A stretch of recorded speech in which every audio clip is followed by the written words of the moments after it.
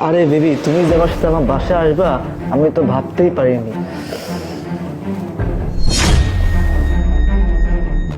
জুসে ঘুমের বড়ি আছে, খাবেন না?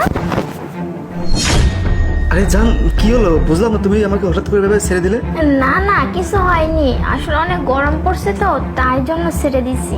আরে বেবি, এর জন্যই তো আমি ফ্রিজ থেকে স্পেশাল ভাবে ঠান্ডা জুস নিয়ে আসছি। তুমি এটা খেলে পরে তুমি ফ্রিজে ভেতর ঠান্ডা হয়ে যাবে।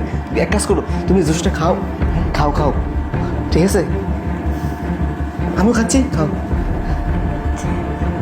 আরে খাও পাখি খাও, তুমি খেলেই তো আমার খেলাটা জমে যাবে। তুমি খাইলে পরেই আমার কাজটা সফল হবে, খাও। আরে আমি যদি জুসটা খাই তাহলে তো আমি এখনই ঘুমিয়ে পড়বো, আর আশিক তো আমার সর্বনাশ করে ফেলবে। এখন আমি কি করি? যে করে হোক আমার একটা প্ল্যান খুঁজতেই হবে। আরে কি হলো বেবি, হ্যাঁ কি চিন্তা করতেছো? তাড়াতাড়ি খাও। হ্যাঁ, খাচ্ছি।